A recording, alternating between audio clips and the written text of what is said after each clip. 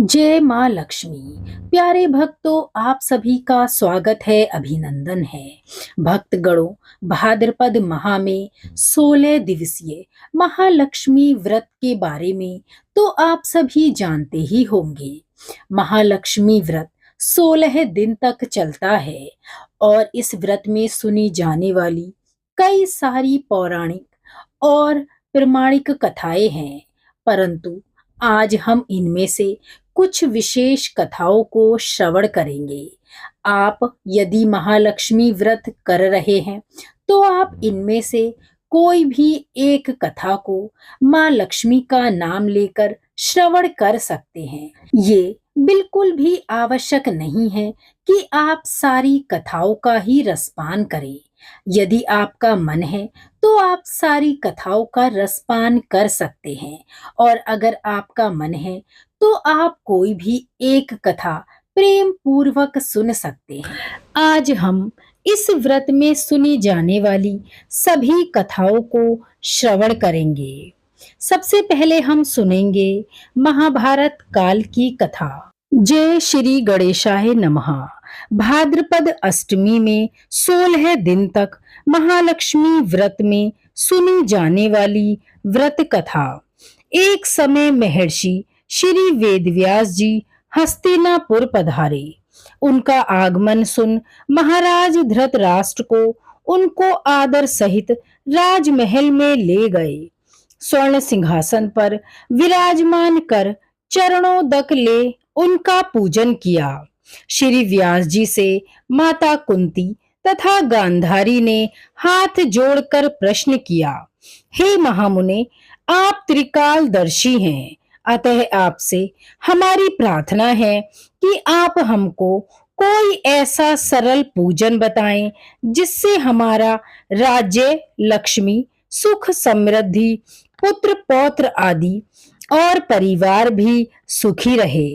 इतना सुनकर श्री वेद व्यास जी कहने लगे, हम एक ऐसे व्रत का पूजन व वर्णन कहते हैं जिससे सदा लक्ष्मी जी का निवास होकर सुख समृद्धि में वृद्धि होती है। यह श्री महालक्ष्मी का व्रत है जिसे प्रतिवर्ष अश्विन कृष्ण अष्टमी को विधिवत किया जाता है। हे महामुने, इस व्रत की विधि हमें विस्तार पूर्वक बताने की कृपा करें।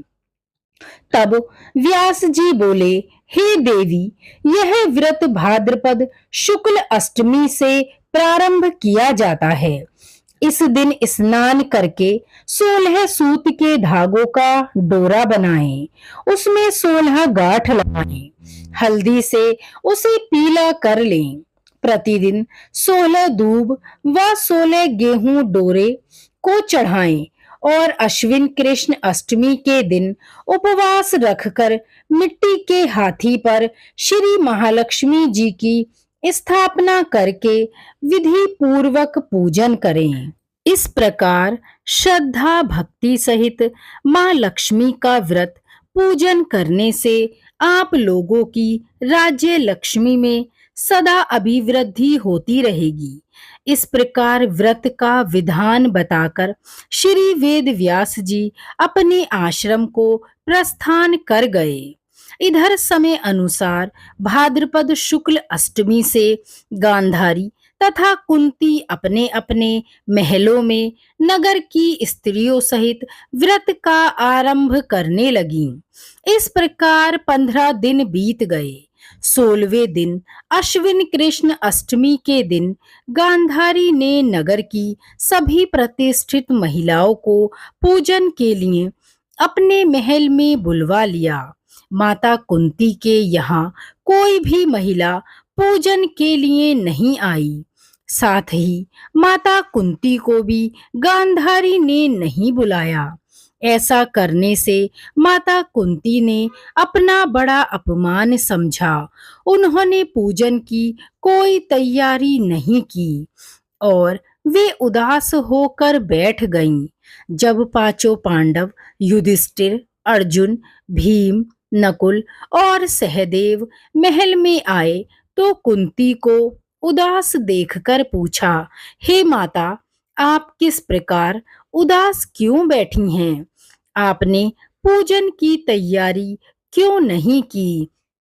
तब माता कुंती ने कहा, हे पुत्र, आज महालक्ष्मी जी के व्रत का उत्सव गांधारी के महल में मनाया जा रहा है।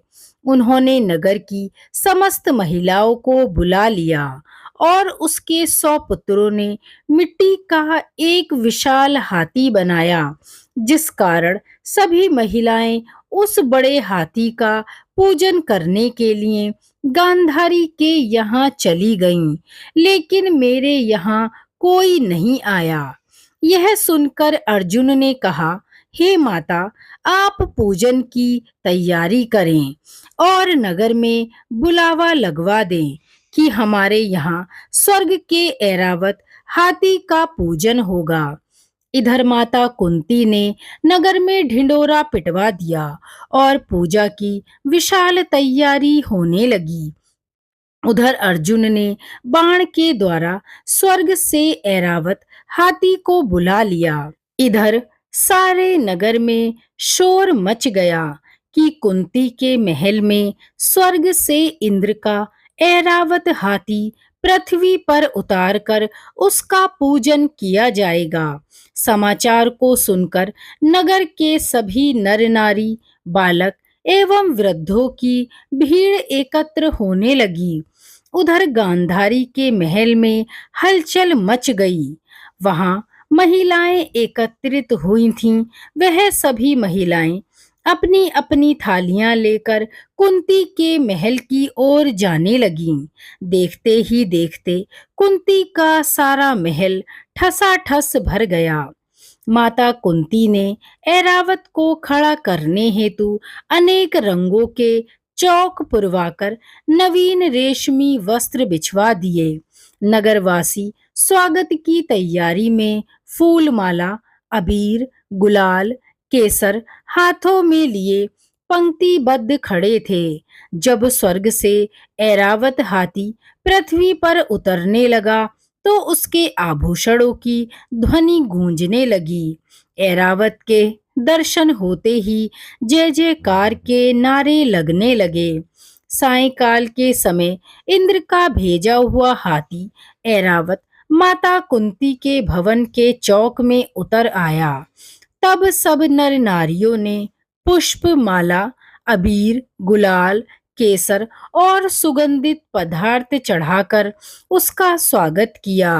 राज्य पुरोहितों द्वारा ऐरावत पर महालक्ष्मी जी की मूर्ति स्थापित करके वेद मंत्रों उच्चारण द्वारा उसका पूजन किया गया। नगरवासियों ने भी महालक्ष्मी पूजन किया। फिर अनेक प्रकार के पकवान लेकर ऐरावत को खिलाए गए और यमुना का जल भी उसे पिलाया गया। राज्य पुरोहितों द्वारा स्वास्तिक वाचन करके महिलाओं द्वारा महालक्ष्मी का पूजन कराया गया। 16 गांठों वाला डोरा लक्ष्मी जी को चढ़ाकर अपने अपने हाथों में बांध लिया। ब्राह्मणों को भोजन कराया गया। दक्षिणा के रूप में स्वर्ण आभूषण, वस्त्र आदि दिया गया। तत्पश्चात महिलाओं ने मिलकर मधुर संगीत लहरिया के साथ भजन कीर्तन कर संपूर्ण रात्रि महालक्ष्मी जागरण किया और दूसरे दिन प्रातः राज्य पुरोहितों द्वारा वेद और मंत्र के उच्चारण के साथ जलाशय में महालक्ष्मी जी की मूर्ति का विसर्जन किया गया। फिर ऐरावत को विदा कर इंद्रलोक भेज दिया गया। इस प्रकार जो भी स्त्रियां महालक्ष्मी जी का व्रत विधि पूर्वक करती हैं तथा पूजन ससम्मान करती हैं, उनके घर में धन धान्य हमेशा ही भरा रहता है तथा उनके घर में महालक्ष्मी सदा निवास करती हैं। महालक्ष्मी जी की स्तुति आप इस मंत्र से अवश्य करें। यह मंत्र महालक्ष्मी जी को अति प्रिय है। महालक्ष्मी नमस्तुभ्यं सुरेश्वरी, हरिप्रिये नमस्तुभ्यं दयानिधे। और इस प्रकार आप पूजन और कथा करके इस 16 दिवसीय व्रत को श्रद्धा पूर्वक पूर्ण करें। ऐसा करने से महालक्ष्मी स्वयं ही आपके घर में निवास करेंगी। बोलिए महालक्ष्मी की जय। महालक्ष्मी व्रत की दूसरी पौराणिक कथा। प्राचीन काल में एक बार एक गांव में एक गरीब ब्राह्मण रहता था। वह भगवान विष्णु का परम भक्त था। एक दिन उसकी भक्ति से प्रसन्न होकर भगवान विष्णु ने उसे दर्शन दिए और मनचाहा वर मांगने के लिए कहा। ब्राह्मण ने कहा कि उसके घर में हमेशा लक्ष्मी का वास हो। ऐसी इच्छा उसने श्री हरि के सामने प्रकट की। इस इच्छा को जानने के बाद भगवान विष्णु ने उस ब्राह्मण से कहा कि उसे लक्ष्मी तो प्राप्त हो सकती हैं, लेकिन लक्ष्मी माँ को प्राप्त करने के लिए और उनके वास को सदा अपने घर में बनाए रखने के लिए उसे थोड़ा सा प्रयत्न करना होगा। भगवान विष्णु ने ब्राह्मण को बताया कि मंदिर के सामने एक स्त्री रोज आती है और वह वहां आकर उपले पाथती है। तुम उसे अपने घर आने का प्रेम पूर्वक निमंत्रण देना। वह स्त्री ही देवी लक्ष्मी है और अगर वह स्त्री तुम्हारे घर आती है तो तुम्हारा घर धन धान्य से परिपूर्ण हो जाएगा। इतना कहकर श्री हरि विष्णु अदृश्य हो गए। ब्राह्मण ने भगवान के कहे कथन अनुसार अगले दिन उस मंदिर के पास जाकर उपले पाथ रही उस देवी को अपने घर आने का निमंत्रण दिया। तब माँ लक्ष्मी ने उस ब्राह्मण से कहा कि वह उस ब्राह्मण के घर में अवश्य ही निवास करेंगी, लेकिन उसके लिए तुम्हें 16 दिन के महालक्ष्मी व्रतों को विधि पूर्वक पूर्ण करना होगा और रात दिन चंद्रमा को अर्घ देकर माँ की आराधना करनी पड़ेगी। तभी मैं तुम्हारे निमंत्रण के अनुसार तुम्हारे घर आऊंगी। देवी के कहे अनुसार ब्राह्मण ने माँ लक्ष्मी का 16 दिन का व्रत पूर्ण किया और विधि विधान से पूजा किया। उत्तर की दिशा की ओर मुख करके फिर उसने उन व्रतों को पूर्ण करने के बाद माँ लक्ष्मी को पुकारा। अब अपने वचन को पूरा करने के लिए धन की देवी माँ लक्ष्मी ब्राह्मण के घर में पधारी और उन्होंने गरीब ब्राह्मण के घर से हर दरिद्रता को दूर कर उसके घर में सुख और समृद्धि सहित वास किया। जैसे माँ लक्ष्मी ने उस ब्राह्मण के घर में वास किया, वैसे ही इस कथा को पढ़ने, सुनने और सुनाने वाले के घर में माँ लक्ष्मी अन्न धन के भंडारे भरे। बोलिए माँ लक्ष्मी की जय। महालक्ष्मी व्रत की तीसरी पौराणिक कथा। एक बार भगवान विष्णु मृत्युलोक यानी भूलोक में गमन करने के लिए निकल पड़े। माता लक्ष्मी ने भी उनके साथ आने का निवेदन किया।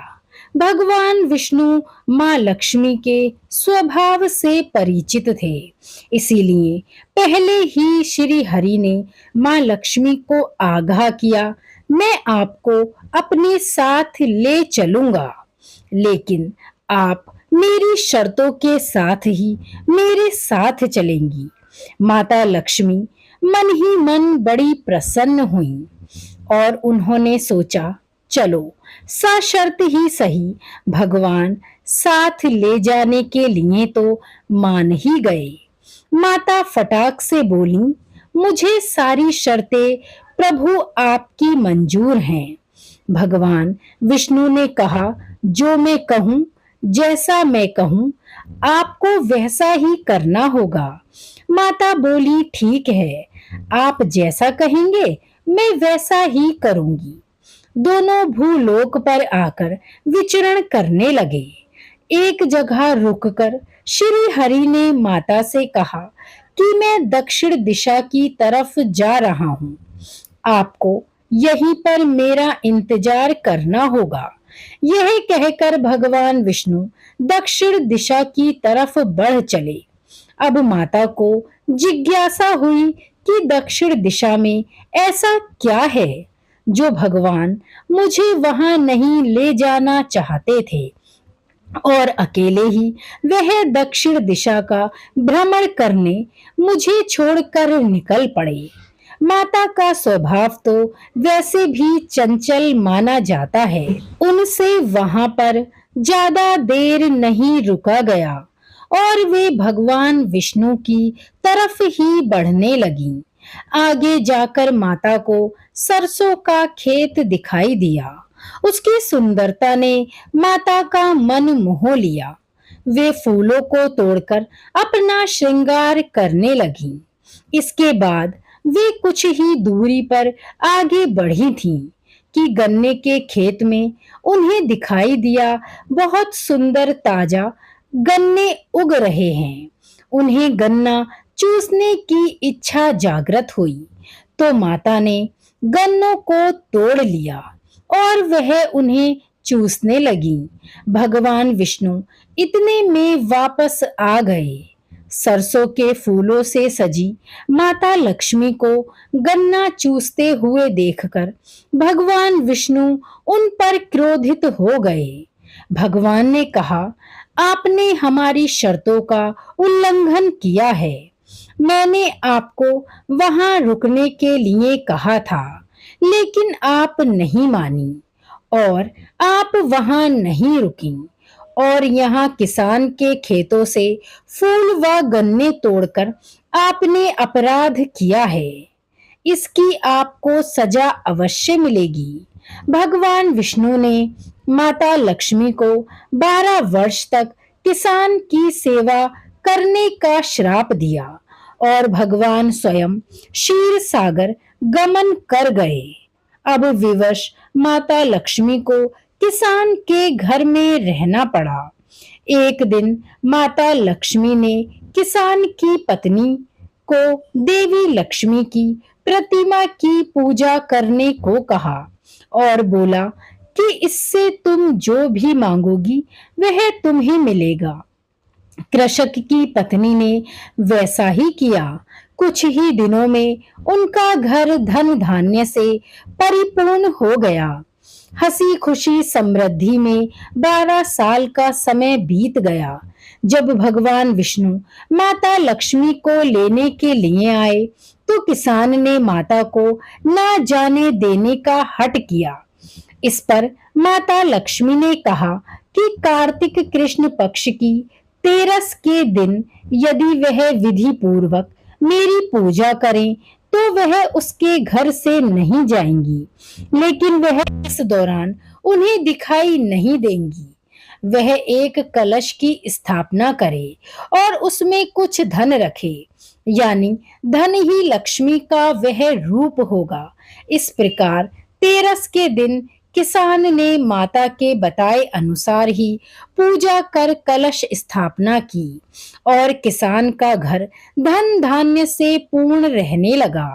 तब से लेकर आज तक धनतेरस पर माँ की पूजा की प्रथा चली आ रही है और माता लक्ष्मी ने अपने वास को एक मुख्य रूप में बताया कि अगर वह भाद्रपद में आने वाले 16 दिवसीय व्रत को भी श्रद्धा पूर्वक करेंगी और माँ को आवाज देंगे तो अवश्य ही माता रानी धन धान्य से परिपूर्ण उनके घर में निवास करेंगी। और फिर माता के बताए अनुसार उस किसान ने भाद्रपद माह में पड़ने वाले 16 दिवसीय व्रत को भी नियम पूर्वक पूर्ण किया और फिर माता रानी को अपने घर में ही वास करने का निमंत्रण दिया। अब माता रानी ने उस किसान के उन 16 दिवसीय व्रत को स्वीकार कर उसके घर में वास करने का उससे वादा किया और तब से माता रानी उस किसान के घर में ही निवास करने लगी। जैसे माता रानी की कृपा उस किसान पर बरसी और माता रानी ने किसान के घर में वास किया, ऐसे ही इन कथाओं को पढ़ने और सुनने वाले सभी के घर में माँ लक्ष्मी का आशीर्वाद बरसे और माँ लक्ष्मी की परम कृपा उन पर बनी रहे और उनका घर धन धान्य से सदा ही भरा रहे। तो बोलिए महालक्ष्मी की जय, श्री हरि विष्णु की जय। धन्यवाद।